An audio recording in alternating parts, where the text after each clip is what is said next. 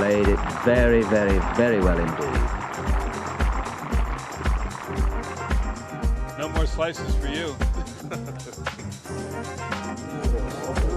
Oh, look at that for judgment.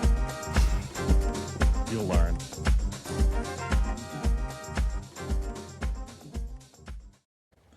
It says here that it's episode 54 of Slice, which is really exciting because we're such huge fans of LIV Golf. But what we're not going to do is skip from 54 to 72. You got like what, however many, 18 episodes to get there. Sam, I don't know why I started that way. I still haven't nailed this. You've nailed the outro. I've still not nailed the intro. We'll get there one day. But how was your weekend? It's still an improvement from when we did the whole song lyric thing for 1 week. If you That remember. was awful, wasn't it? Yeah. And I have to say, while we're disclosing, I've not been able to listen to the first 15 minutes of last week's podcast. Now, I hope everybody else has, but I was way too giddy talking to Ollie Wilson. I don't know why, what came over me, but I was. Anyway, I've not been able to re-listen to it still, and I sense I might not be listening to the first 3 minutes of this one. Well, in answer to your question, Ben, about my weekend, I did want to talk about it, so I'm not going to labour it, okay? Because, frankly, no one's going to be that interested. This is a golf story. I played golf on Saturday, and I played well. I'm going to say I played well. I drove the ball better than I think I've ever done in my life. And I think I might have found the key, okay? And this is going to sound ridiculous, okay? But just bear with me.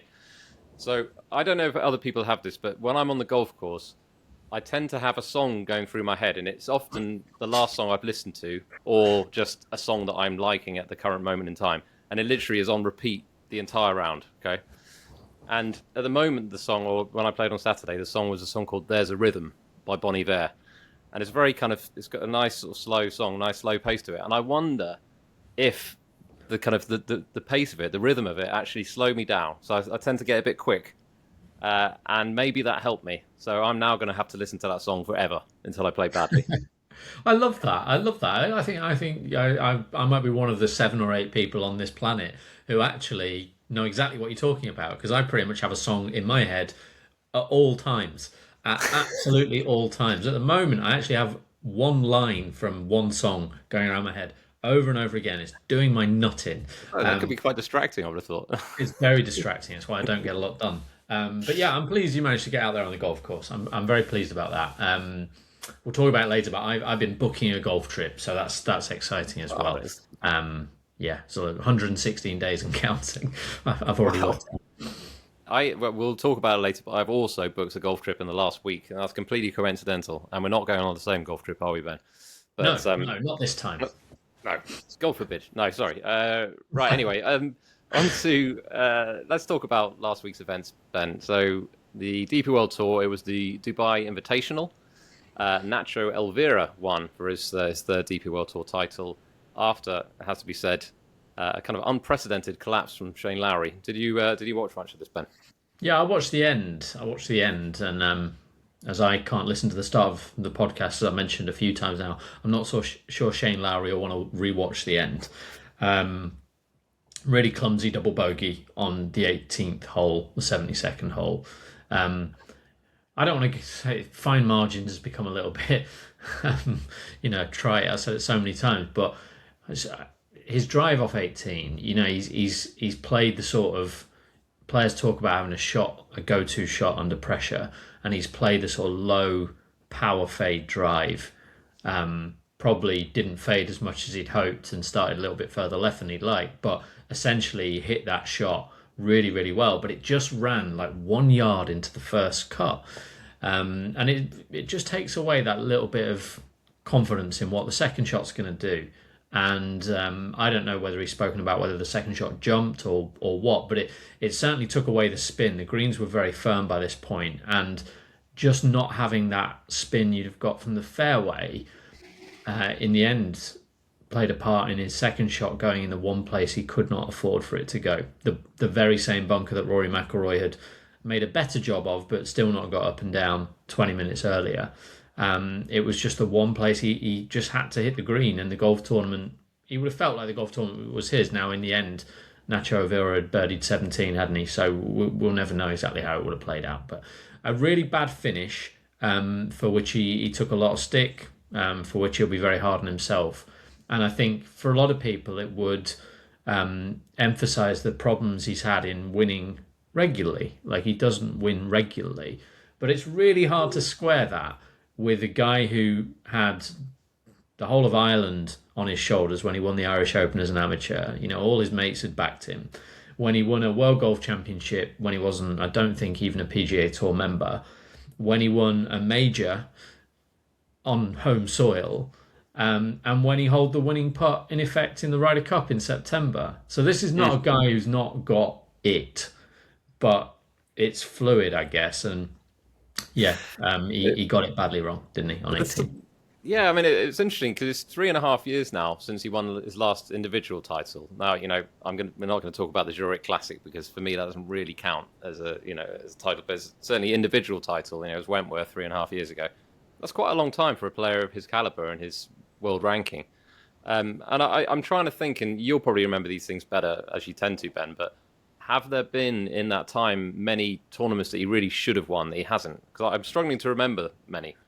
The Heritage and the Honda would be the two that stand out. I think the Heritage, the year that I want to say Cantlay and Spieth had a playoff, maybe Cantlay and Fitzpatrick, one of those years.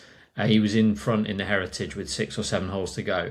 And I think the Honda, the year that, you know, he was a bit unlucky when Sepp Straka...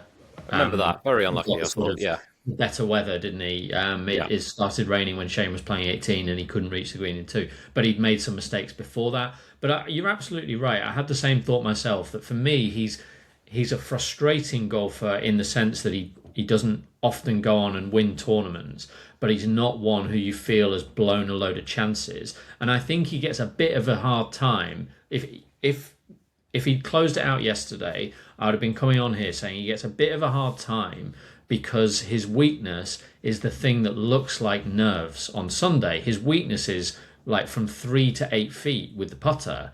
He's not very convincing at all. He dribbles them in. He misses a lot. And if you play that on a Thursday, that's Shane Lowry missing putts. But if you play it on a Sunday with 4 holes to go, that's Shane Lowry bottling it. And that's where I feel he is a little hard done by. And he's also one of those. He's very similar to Westwood back in the day. And Westwood won a lot of tournaments, but at a generally lower level than Shane plays at pretty much every week. But he's just always there, and Tommy was that guy, wasn't he? You know, just always there, and therefore people expect you to collect titles. So I'm making excuses for him. I don't think he's a bottle chop by any means, but I'm pleased for Nacho Elvira, but it was a shame Shane didn't win, because I do think he should have 2 or 3 more wins on the CV, and I thought he did really well. Like from holes was it 7 to 17 yesterday, he was brilliant. It's really, really fine margins on that last hole. It must be frustrating when you it felt like he really sort of stuck in there exceedingly well, and then just one hole is your undoing. And you know, obviously it's the last hole of the tournament, so it's the worst possible time for that to happen. But I didn't see that happening. I mean, I switched on it was actually when he was in the bunker, so I didn't know what happened before that. In fact, the commentators had said that he'd been in the fairway, so I ended up putting a tweet about that, and people corrected me, said he was in the first cut, and you've just mentioned it as well, which obviously did make a difference. But that said, for a player who people absolutely rave about a short game, and he's got a very good short game, to sort of knife it into the water from that, I'm not, you know, it's obviously a hard bunker shot, but you would not expect Shane Lowry, of all people, to do that. No, I would just clarify that he chunked it more than so really he took too much sand. Yeah. Fear of knifing it, potentially. And he just didn't get any spin. He flew it too far. It was Rory looked like he played it really well and hit it 10 feet past. And when you, after watching Shane's, you realise that Rory probably wasn't that far from doing what Shane did. But yeah, it wasn't a good bunker shot. It wasn't. And it makes you, you know, his head must be spinning after that. He stands on that last tee thinking 4 wins his tournament. I know golf doesn't happen quickly, but it's 15, 20 minutes later he's made 6. And how he must wish he could just go back and play that second shot again. Because the third shot is the one that looks bad, and it was a bad shot. And by this time he's probably started his head has started to go a little bit. But the second shot is the one that he can win the tournament with that shot. Oh, again, Nacho Elvira birdied 17 while this was happening, so win the tournament's not quite right. But he can make sure he doesn't lose the tournament by hitting the green. And he hit a good shot. He hit the line was good. The line, like, you don't want to leak it right. You can't go left. The line was perfect, but he was a club too long, and he was worried about the water. And for me, it underlined really, I think, Dubai Creek is a really good tournament venue when you get a bit of wind. It's very different to what we've got this week, but a really, really good tournament venue where you just a bit. I compared it last week to the Golf National. Like, architecture buffs are not going to tell you these are great courses. They're full of man-made water hazards and stuff. But I think it can be true that good architecture doesn't always square with good tournament courses. And I think these golf courses, they create drama in an artificial way, but golf needs that sometimes. We need drama rather than being able to admire the rugged bunkering or whatever it is. So props to the course. I think we should say a word for Nacho here, because we focused on Shane. I mean, what do you make of that? I mean, well, the thing that I wanted to say about Nacho is the fact that he has been playing really quite good golf over the last few months, and he will feel like he should have won the Genesis back at the end, towards the end of last year, because he was ahead sort of midway through the final round, and then he ended up shooting 71. Pretty much everyone else was in the sort of high 60s, and then Junhwan Lee came out of nowhere and shot a 64. He definitely would have felt that he should have won that tournament. And then he was firmly in the mix in Abu Dhabi as well. So he's been playing some really good golf, and it's actually, I'm glad for him that he's actually managed to get another win, because it feels like there's been one coming. And obviously relied on a bit of luck for it to happen, but that happens in golf, doesn't it? You just got to stick around, and he did stick around very well. He made an excellent birdie on 17, and that was, you can't do much more than that, can you? You stick around, you make a birdie towards the end, and you hope that someone else makes a mistake. Yeah, totally. And a couple of things really. One, drama seems to follow him around. All of it, he was 6 clear at Celtic Manor, blew that lead, and then won the playoff. He was 4 clear in the Soudal Open, almost blew that lead, but held firm and made a really clutch putt on 17, I think it was. He lost the Made in Denmark to Rasmus Højgaard when he probably should have won it. In fact, he definitely should have won it at Himmerland. And now this has happened. Good on him. He's been fighting a long time. I mean, he said on Tuesday his swing didn't feel good, and that just shows you as well how quickly these things can change. And the other thing, I must admit, it did make me think twice about. I think we've probably agreed in the past that the guys who don't want to know the leaderboard, I think that's a bad thing generally. Mm-hmm. But he didn't know, and he was surprised when his caddy told him they'd got 2 putts to win. And in some circumstances, I wonder, on that hole as well, with the water down the left, like, it's a really tough tee shot. It's the hardest hole on the golf course all week. Had his caddy said to him on the tee, we need 4 to win, do you think he'd have made 4? Well, probably not, no. I mean, who's to say, but, you're absolutely right. The benefit of not knowing at that point. I think in his shoes, in that situation. But I guess the other thing to say here is we don't hear about the guys who finished second with this method. So that's true. Yeah. If he'd have finished sort of par, birdie, par, and then said, "Have I done enough?" and his caddy says, "No, we're 1 short." He'd be like, "Why didn't you tell me I needed birdie on 18?" And we don't hear those guys who are, I thought I needed 3 pars, I made 3 pars, and here I am in second place. So there's a self-fulfilling element. But for him yesterday, the ultimate point here is that for him yesterday, I think it did help to not know. He'd somehow must have convinced himself. I guess he looked at a leaderboard at some stage, saw that he was like tied with Rory and Shane and whatnot, and he's only got 1 further. He's only advanced his score by 1 more shot, and he's figured probably not going to be enough this, and it was. Yeah. Well, I'm going to move on to the PGA Tour, Ben, and the Sony Open. Chris Gotterup won. Final round 64, really good final round. Davis Riley, he had a 3-shot lead quite early on, and he faltered, really made a couple of 3 putts, and it didn't really work out for him.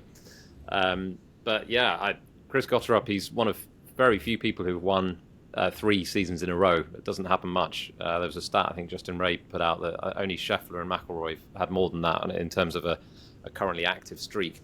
And the thing that I want to know is, like, where C is nearby, Chris Gotterup, you need to keep him on side, right? His 3 wins, Myrtle Beach, Scottish Open at Renaissance, and now the Sony at Wyoming.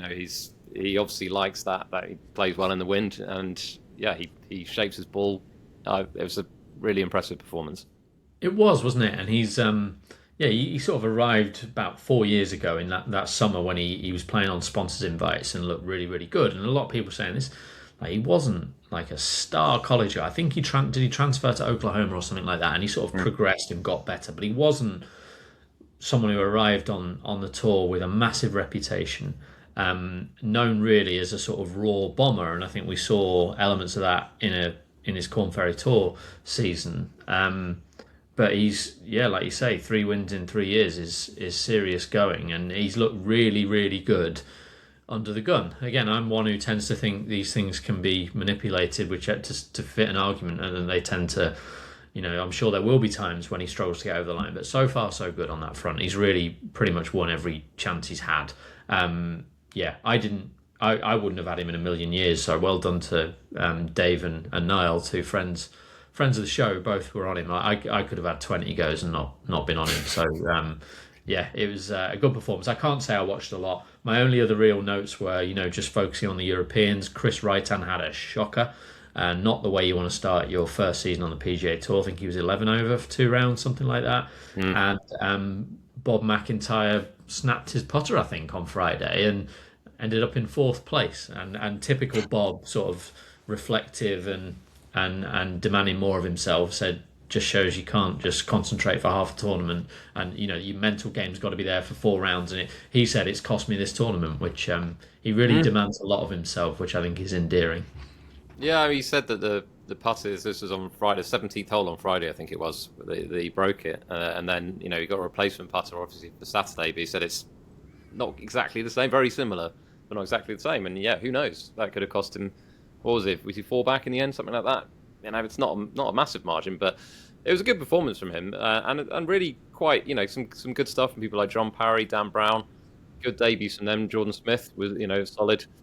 So a lot of the European guys done well. Yeah, Wrighton not good, and hopefully it's just maybe some early PGA Tour nerves. Who knows? Rather than anything worse than that. It'll be interesting to see how he gets on this week. I'm assuming he's in the field this week at the American Express, but. Yeah, I mentioned this last week, and just to say, if the rumours are true that the Sony Open is gone now, that's going to be a real shame, because I thought this year particularly was really good. The wind blew, which I think maybe played to Gotterup's strengths, but it's a great tournament, especially when the weather's like that. The scoring is not it's not out of control. It's quite a short course, and it demands a completely different set of skills that a lot of the courses on the PGA Tour require. So. That's the last thing I want to say about that.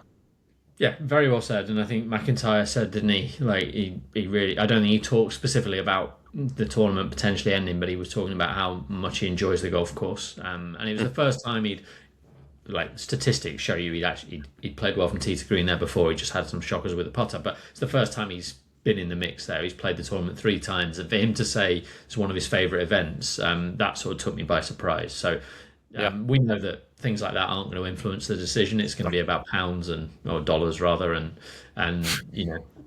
all the other stuff. And I know I did read somewhere that like when the winning putt was going in, something was happening in the American football. Yeah, I don't know. Yeah. Maybe touchdown. That is part of the problem, isn't it? Yeah. Right, I'm going to rattle us through some of the other events that happened last week or are happening. So Corn Ferry Tour is the Bahamas Great Abaco Classic. So 2nd round is in progress at the moment. I don't know if you had any notes on that, Ben, or yes, No, not really, to be honest with you. No, I haven't even looked at the leaderboard. I just looked at the in-play betting after 1 round, and it was like 14-1 for the favourite. So I'm guessing it's another, there are 30 players separated by half a shot or whatever it is. The classic Corn Ferry Tour situation. The Australian Tour is the Vic Open, and Cameron John won. He beats Nathan Barbieri in a playoff. Barbieri shot 76 in the final round, so he'll be ruining that. I Still think looking for his first win as well, so that would have hurt. I think Cam John's one of those that he was a good amateur. I think, I can't remember off the top of my head, but he's either won the Aussie Amateur or the Master of the Amateurs, or he's won one of the big ones. And he's one of those who seems to be ready to bridge the gap. And obviously, he's going to get his DP World Tour card for 2027, I think. So he'd be like the next Dave Micheluzzi. I don't think we're talking about a superstar necessarily, but he's someone who's going to go and test himself like Anthony Quayle is doing right now. And it's a shame he has to wait. The timings of those two calendars mean you get your ticket and then you got to make sure you're still good at golf when it comes along. But I'm sure he will be. TGL, there was a match last week. New York Golf Club defeated Jupiter Links 8-3. Another disastrous performance of Jupiter Links. And I wanted to ask Ben, can you see a situation where Brooks Koepka joins a floundering Jupiter Links franchise? Because they need something, let's be honest. 100%. Who plays from the moment? Is Tom Kim still involved? Tom Kim is still involved, yep. Get rid of him, bring in Brooks. Simple. There you go. Surely Kisner's first on the chopping block. Oh, God, yeah. Kisner first. Yeah, okay. Who else can we bring in? Get rid of Kisner first, you're right. Then Tom Kim. But yeah, I imagine Brooks will be joining in with TGL. Why wouldn't he? Feels likely, doesn't it? And it's very local to him as well, so it would make sense. Last thing to mention, we don't talk a lot about amateur stuff, do we? But it was the Latin America Amateur Championship over the weekend, and Argentinian Matteo Pulcini won, and he earns a spot in the Masters, the US Open, and the Open Championship by way of that. You've had some comments on this, Ben? The final stretch? He's like 25, I think. I think he's the oldest winner of this. He's a burly Argentinian, which is immediately a great addition to the major championships. But I gather, I've not seen it, but I read a report that maybe on the first playoff hole, he sort of hit a tree, but his ball went under the next tree, somehow ran up to the green, and he holed a 30-footer to keep the playoff going. Something like that. It might be worth checking out. I'm sure it'll be doing the rounds on social media, but he was definitely not one of the big names, one of the fancied players. He's like a Division 2 college player, I think. So his whole, I don't say his life's changed, but certainly he's going to be playing in 3 tournaments that he'd have dreamed of playing of and probably didn't expect to be playing in. So yeah, good on him. Yeah, absolutely. Right, in the news, quite a lot to talk through. Let's start with there was a LIV Media Day last week, and among other things, Bryson, Rahm and Cam Smith were asked about their future, obviously with the news that the PGA Tour sort of open to the notion of them coming back.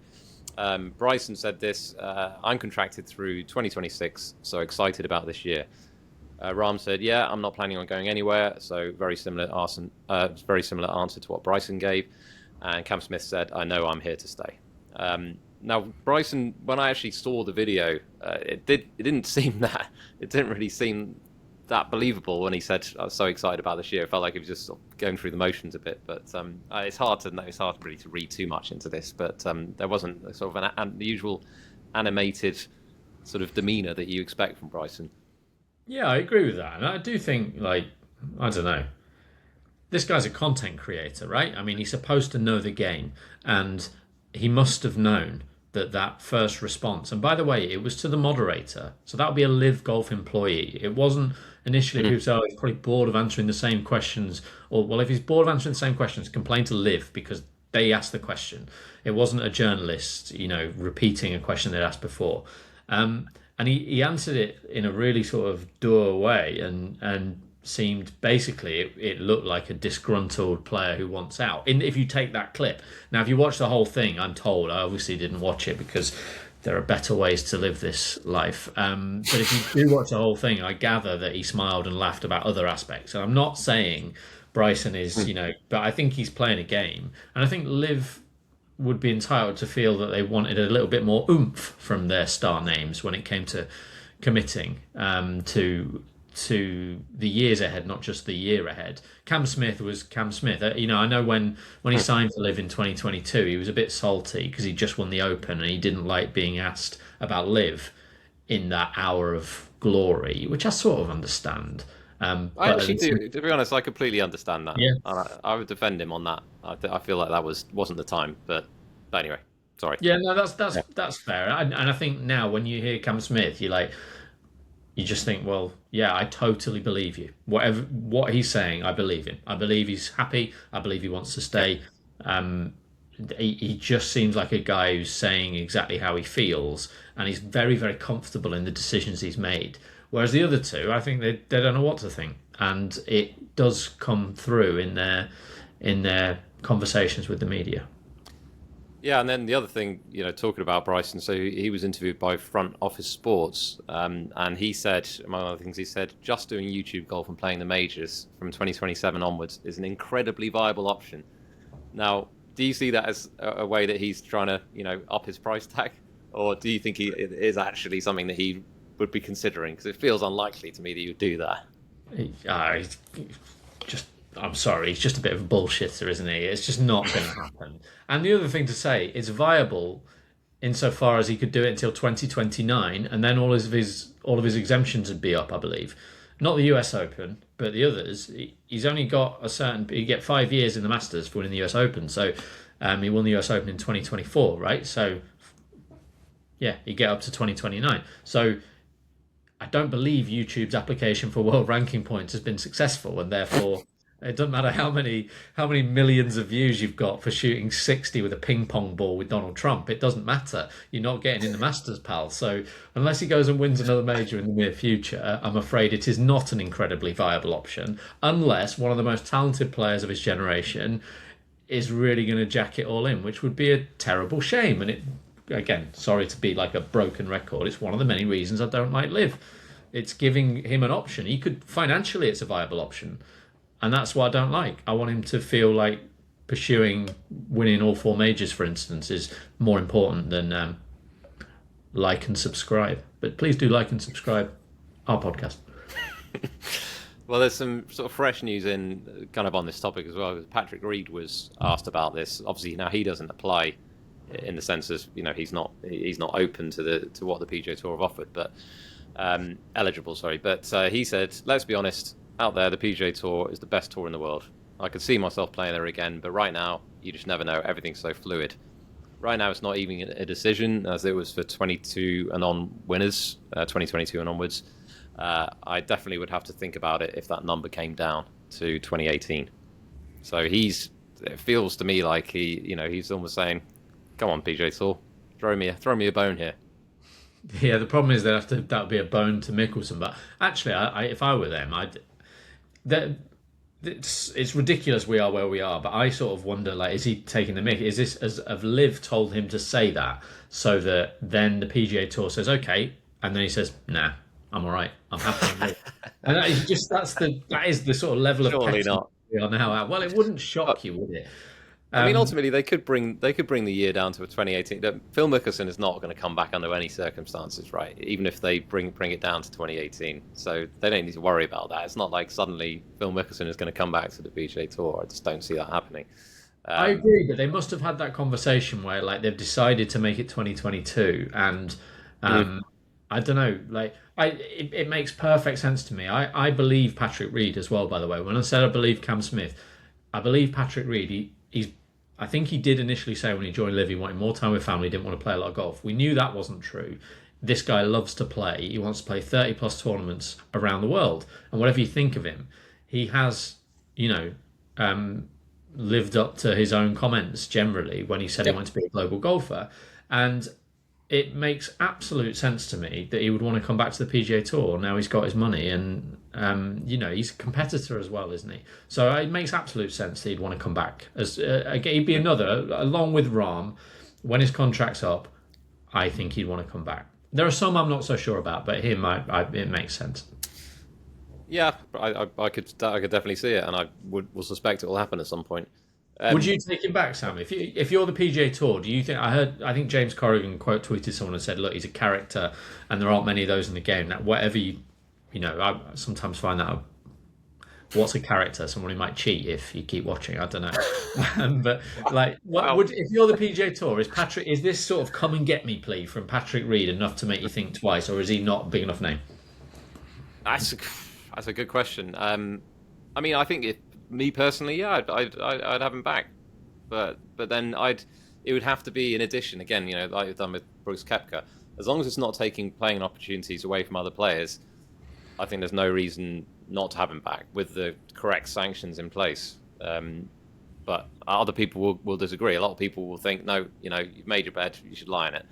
I would say, he's made his bed and he has kind of lied in it for a while. And, at some point you need to get out of bed.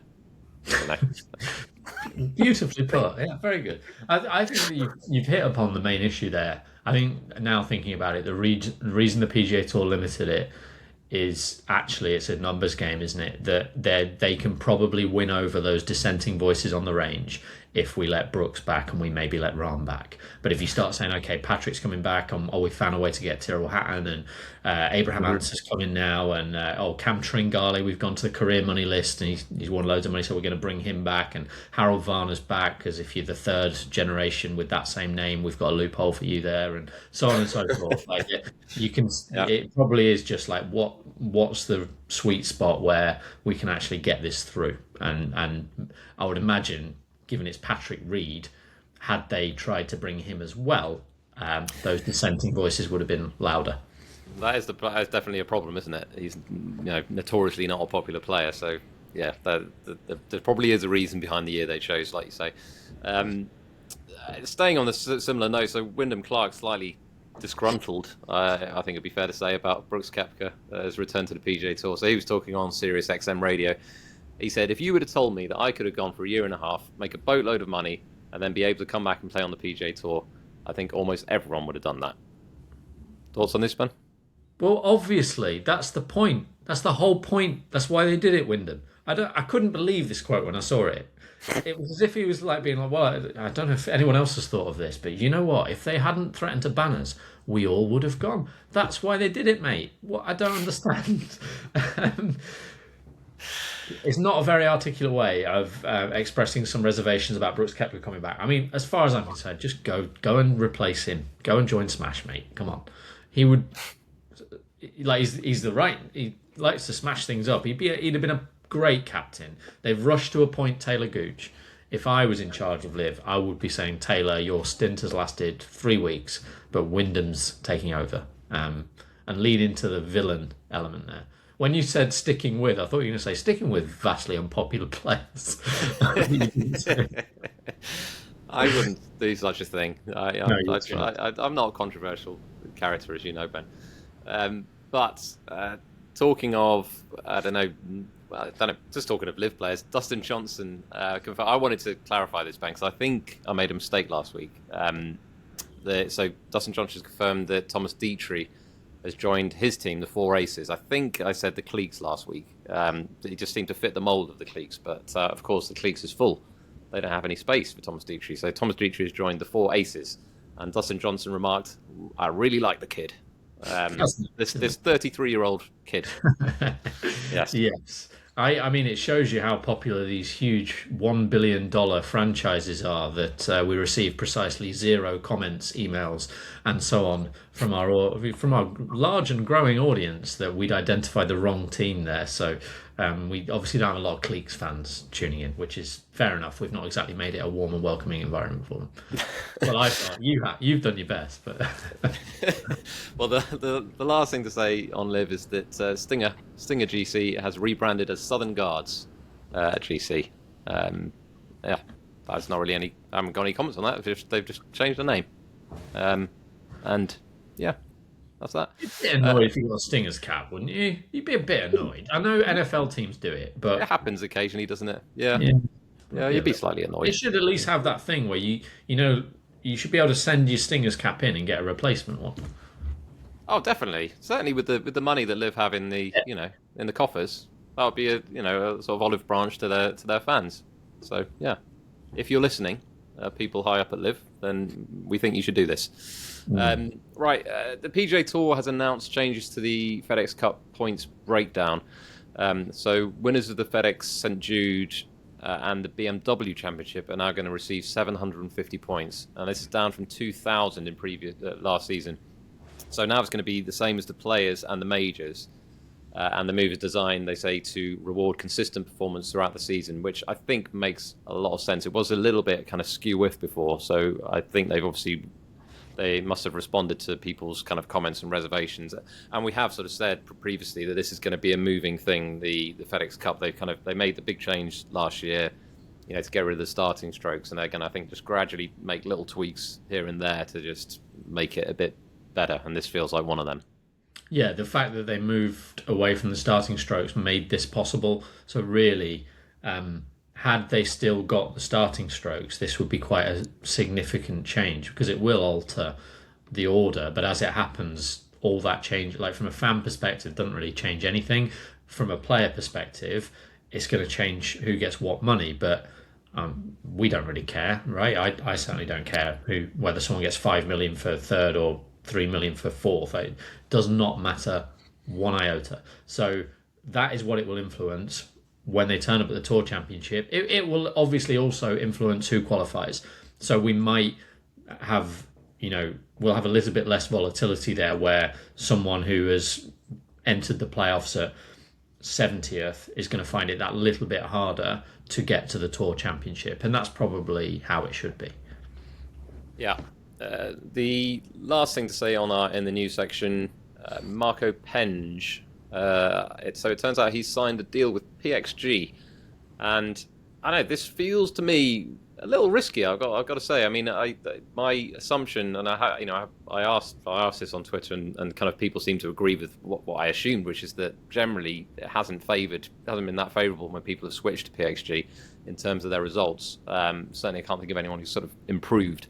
And on the back of a brilliant season last season, everything that he achieved, I mean, I presume he's been offered a decent amount of money to make this change, but it feels like a risky move, going to the PGA Tour for the first time with a whole bag of new gear.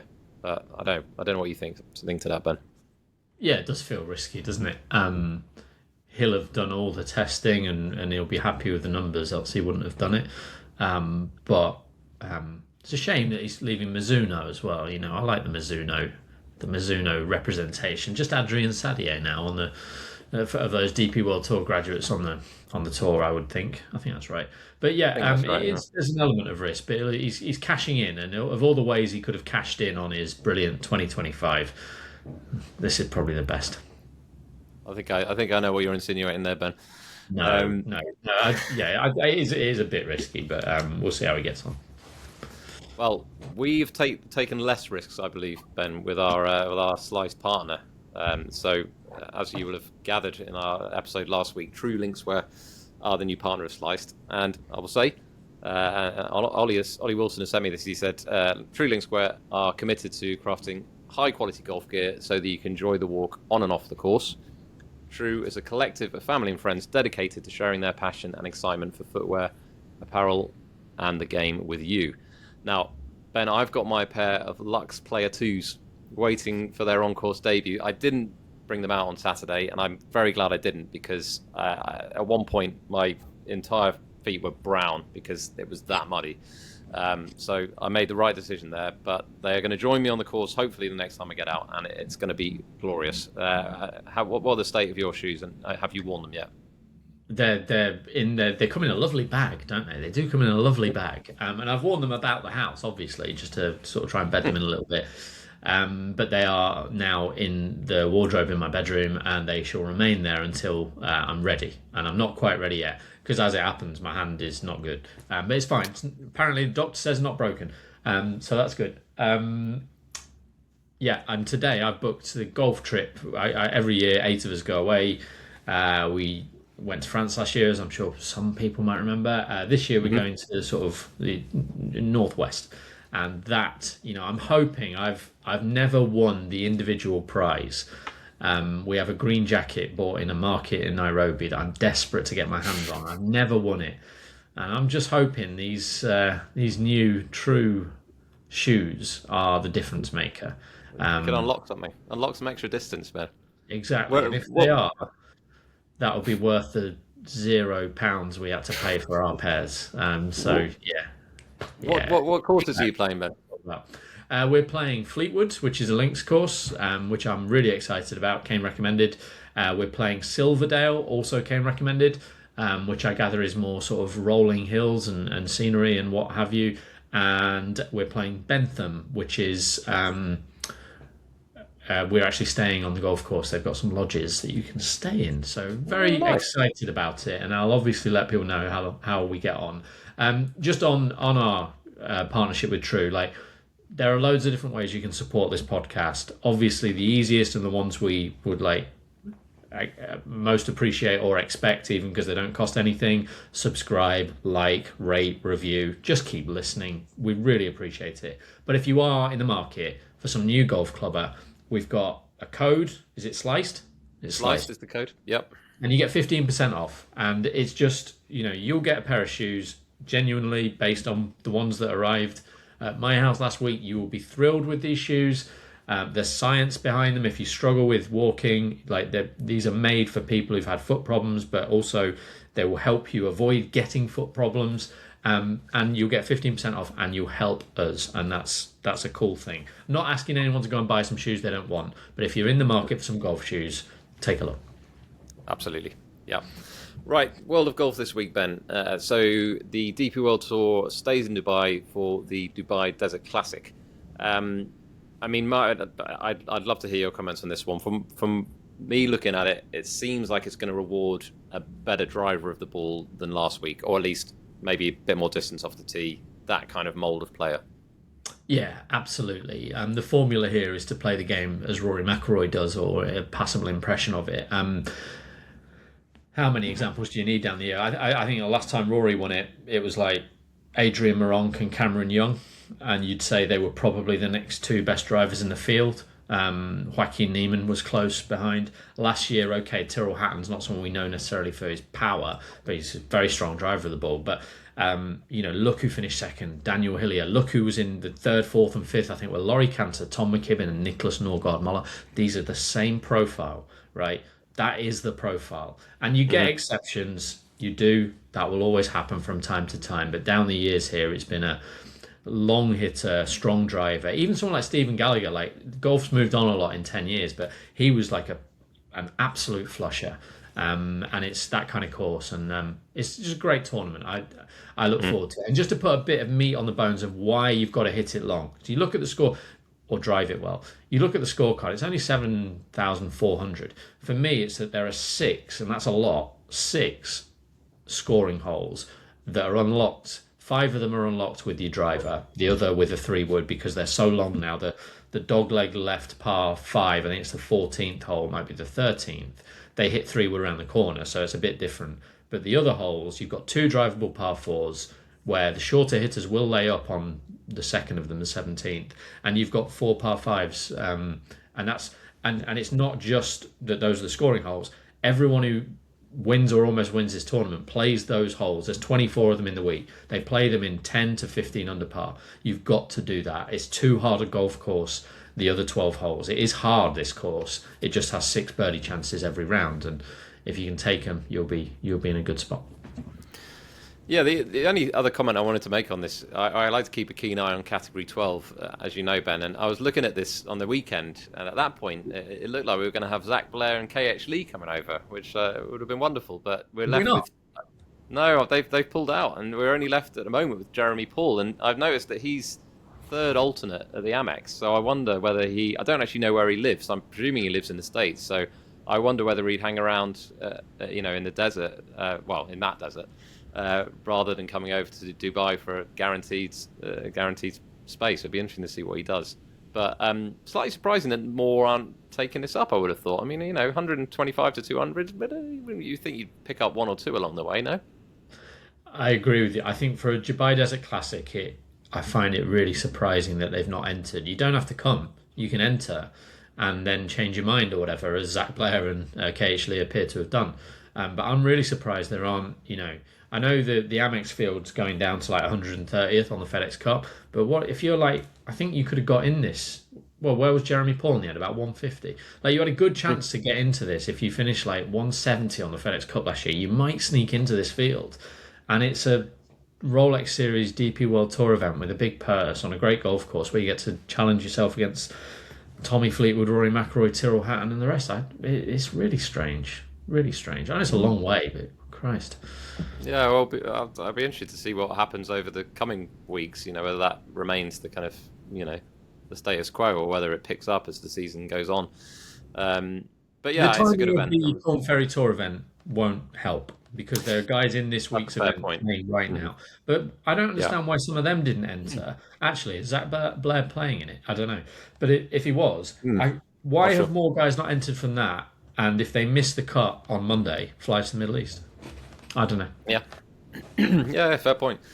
The other big event happening this week, the PGA Tour, is the American Express. Now, I'd probably say the strongest field we've had at this event for many a year, maybe ever, actually. You've got Scottie Scheffler there. He's played a few times before, but he hasn't played anything the last couple. People like Oberg in the field, several other world-class players. So it should be a good one. Any initial comments on this one, Ben? I have got a little couple of outsiders that I'm looking at, but what are your comments on this? Well, that's it. I mean, it is the most volatile event on the PGA Tour, I would say. We've had an amateur win it. We've had Adam Long won it at like 300 to 1. Hudson Swafford won it twice, and in both of them, it was like 100 to 1. Andrew Landry, he was a massive price. Davis Thompson lost out to John Rahm, but very nearly beat him. David Lingmuth was a big price when he went close to winning it. It's just one of those tournaments. You've got 3 golf courses, Pro-Am set up early in the season. It is just built for volatility, but you've now got to weigh that with a strong field. And I think we saw at the Sony last week, there were many ingredients for the Sony to throw up a strange result. And for 3 rounds, it looked like it was going to, because Davis Riley was 500 to 1 or whatever it was, because he'd been playing terribly for about a year. But in the end, you look at the leaderboard, it's really strong. So it's how you weigh that. It's hard. So I want to hear the outsiders. Well, firstly, do you think, Scottie Scheffler being in the field is a big thing, right? This has got to be one of the few events that he's played. I think he's played 4 or 5 times and he hasn't won yet. What do you think to his chances? You've got to take him on. I think he's about the same price as he is to win the Masters, but I genuinely think he's more likely to win the Masters. There's the old quote, isn't there? I don't know who. I think Jeff Ogilvy said it originally, but Brooks Koepka definitely said something similar. Is that the Masters is, neither of them have won it, but like the Masters in theory is not that hard to win because you show up and there are 50 players who can't win. Either they don't think they're good enough or they aren't good enough. And it's a small field anyway, so you might be down to 40 viable winners. Well, how many viable winners are there in this? There's at least 100, right? There just are. And if you take it from that, then you combine the fact that he's not played for, 6 weeks since the Hero Challenge, that it's a very easy setup that won't necessarily bring out the best in his, he'll probably go and win, won't he? But yeah, he has to be taken on. Masters. He has to be taken on. But yeah, I've done a little bit of research on this morning, and I've noticed the last couple of years, the thing that really stands out, if you look at the sort of stats of the people who've won or have been near the lead, are really good wedge players. Like you need to give yourself a lot of scoring opportunities. Now, there's one thing saying you need to be a good putter. Generally, yeah, it helps if you're a decent putter as well. But it really is about just sticking the wedges close. And the players that are coming up, that I like the look of, and some of these are shorter prices, so I won't mention those. Sepp Straka is a very good wedge player, and he's defending champion. He's got a good chance. But Doug Gim, I think, is worth consideration, and Lee Hodges. These are 2 kind of outsiders who I can think. And again, you're weighing it against the fact you've got a strong field. You're absolutely right to call that out. And they may play well and end up only finishing 12th because they're not as good as Ludwig Oberg or whoever it is, Bob McIntyre if he's in the field. But yeah, those are a couple. Well, yeah, that's got to be you got to look around. I think there are a couple I like quite near the head of the bay, but not Scheffler. Yeah, I think he's probably, this is one of the few events I think where you can relatively confidently say someone else is going to win. But yeah, other events, just rattle us through them. The Australian Tour is back in action. It's the WebEx Player Series in Victoria. And then the MENA Tour is back, which I'm excited about. And I think this might have actually today, possibly. So it's the Egypt Golf Series New Giza Golf Club. Couple of players you'll be familiar with in the field: Alejandro Canizares and Ashley Chasters, among others. There's no Chris Wood on this occasion, but several other players that we will remember from European Tour and Hotel Plan Tour in the past. But yes, and then the last event to mention, TGL, is back in action. I think this is tomorrow, and it is LAGC, my team, against Jupiter Lynx, and I'll be very disappointed if it's anything other than an LA win. Let me just say. Right, now, before we go on to highest bidder, we have got some golf day news. So we have now firmed up our date, which is the Friday the 10th of April. That is now rubber stamped. And we've also firmed up the course, which is going to be Frilford Heath, which you may have heard of. So it's in Oxfordshire.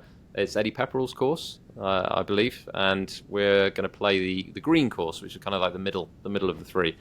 And we're still working on the sort of the exact format and things. But what I am going to do in our show notes and also in our newsletter, I'm going to put a link to a form where you can sign up for this golf day, because we don't know exactly how many places are going to be available. We're sort of in negotiations with Frilford Heath at the moment, but it probably will be a sort of limited thing. So if you do want to play on our golf day, then we're going to have to do a kind of first come, first served sort of thing. So please do have a look at that link in the show notes and sign up if you do want to come to that. Any comments, Ben, before I move on to highest bidder?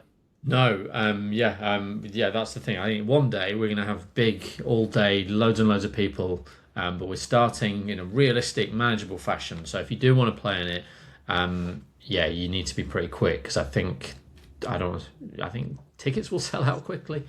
I think they'll sell out quickly. So yeah.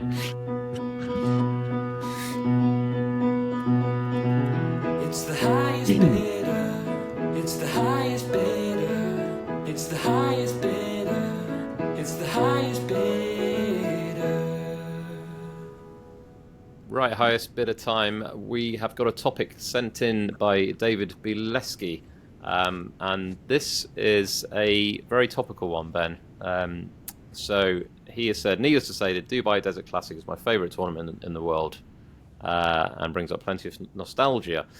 So as an idea for your highest bidder, I have based one in Dubai, given that we are in the city for consecutive weeks. The Dubai Desert Classic was first held in 1989.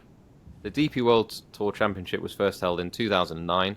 There was a Dubai Championship in 2020 and 2021, and the Dubai Invitational has been held in 2024 and 2026. That means there have been 57 tournaments held in Dubai since 1989, of which there have been 36 unique winners. This is very similar to the topic that I did in our newsletter last week, if for anyone who's been... although mine was a more refined sort of date range. But anyway, the question here is, how many unique winners of a tournament in Dubai can you name since the first Dubai Desert Classic in 1989? So, I mean, I should be good on the recent years, because I basically, this was exactly the same topic I had in our newsletter, and this is completely accidental, by the way. There's no foul play. Yeah, I'm a very honest man, Ben. I'm torn here, Sam, because doesn't matter. You carry on. I'm torn as to whether. Do you think we should do a different topic? No. Crack on. No? Okay, yeah. Sorry. I thought you were torn as to whether or not this was going to be invalid because because of the newsletter thing. But it is me to go first, and I remember the fact that there was 12. There was only 12 unique winners since 2020, I think it was, that I did in the newsletter. So I can confidently do those. I can probably add on another 3, maybe. So I'd say 15. I think I can beat it. So I've sort of got. If you think you should beat it, if you think you can, then you should, Ben. You know. Right. Okay. Don't Sorry. feel pity. So Rory, Fitz, Rahm, Morikawa, Nikolai Højgaard. That's the DP World Tour Championship. Westwood won it as well. Carlson won it when Poulter dropped his marker. In this one, we've had Gallagher, we've had RCB, we've had Kyrgios, we've had Casey, we've had Herbert, Bryson, we've had Hatton, we've had Hovland. Just one more. Oh, right, okay. And then like David Howells won this, Thomas Bjorn, Miguel Angel Jimenez, Rosner, and JB Hansen for the Dubai Invitational. I think you could have done way more than 15. That's what I didn't want to say. I didn't want to say, but I was like, I can do like a lot. To be honest, I can't rattle them off like you can, Ben. I mean, you know, maybe I could have done, but it would have been slow and painful. We might have gone over an hour, so. It should be said that probably only one of us spent their Saturday researching the Dubai Desert Classic for the purposes of writing a betting preview today. So, you know, I've been through all of that. That's where these topics sometimes favour you. But that said, you know, expertly done as ever. And thank you for the topic, David Bielinski. He did send in the answers to email, which I can bring up. But I don't know whether we want to list every single one. But ones that you haven't mentioned. People like to play at home, and they can always check the Wikipedia. And the newsletter, I have to say, Sammy, I thought that category last week on the newsletter was great because I think the Dubai, not Dubai Invitational, the Golf in Dubai Championship that Rosner and JB Hansen won. I think that a load of people have been going, oh, who won that? And it would have been a good head scratcher for them. So every reason to sign up for what I'm sure is going to be another newsletter-specific highest bidder from you this week. And hopefully one that won't turn up then in our next week's episode this time.